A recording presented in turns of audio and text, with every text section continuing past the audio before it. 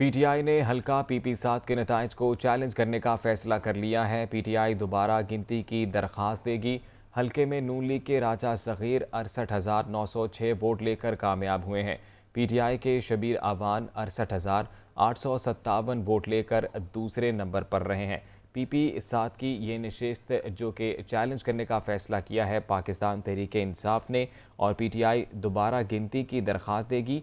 ये खबर मौसूल हो रही है। इस हल्के के गैर सरकारी गैर हतमी नताइज के मुताबिक हल्के में नून लीग के राजा सगीर 68,906 वोट लेकर कामयाब हुए हैं, जबकि पीटीआई के शबीर अवान 68,857 वोट लेकर दूसरे नंबर पर रहे हैं। इसी से मुतालिक तफसीलात जानते हैं नुमाइंदा दुनिया न्यूज़ मंसूर सत्ती हमारे साथ मौजूद हैं। मंसूर, बताइएगा, क्लोज कॉल है, इसी वजह से ये चैलेंज किया जा रहा है?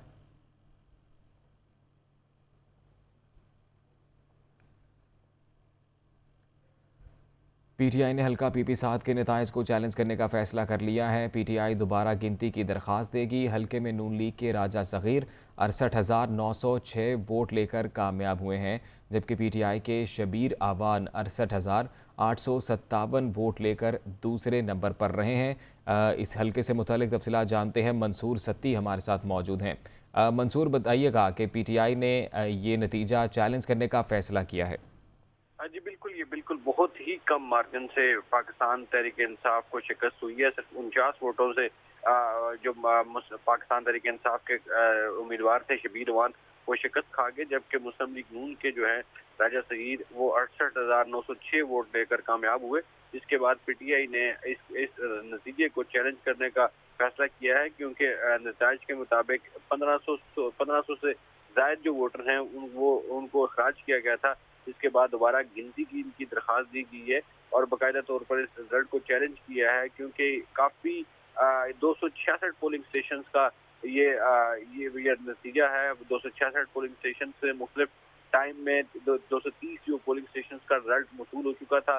ताहम जो 36 पोलिंग स्टेशन बकाया थे जिनका जिनका रिजल्ट नहीं आ रहा था, जिसकी वजह से काफ़ी एहतजाज भी किया गया पाकिस्तान तहरीक इंसाफ की जानिब से। और जब रिजल्ट कंपाइल हुआ तो बताया गया कि 49 वोटों की बढ़तरी से जो है मुस्लिम लीग नून के राजा सगीर जो है वो कामयाब करार पाए, जबकि उनके मद्दे मुकाबल पाकिस्तान तहरीक इंसाफ के शबीर अवान 68,857 वोट लेकर दूसरे नंबर पर है और 49 वोटों की लीड से ये इनको बढ़तरी हासिल हुई।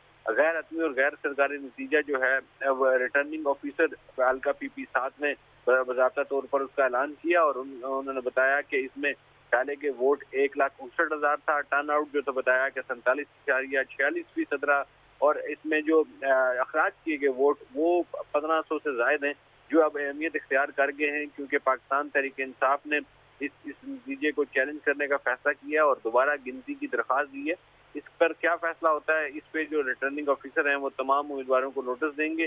ताहम उन्होंने गैर अपनी गैर सरकारी जो नतीजा है वो बाकायदा तौर पर पाकिस्तान मुस्लिम लीग नून के जो उम्मीदवार थे राजा सगीर अहमद, उनकी कामयाबी का नोटिफिकेशन जो है वो जारी कर दिया है। गैर अपनी गैर सरकारी तौर पर उन्होंने नताइज दे दिए हैं।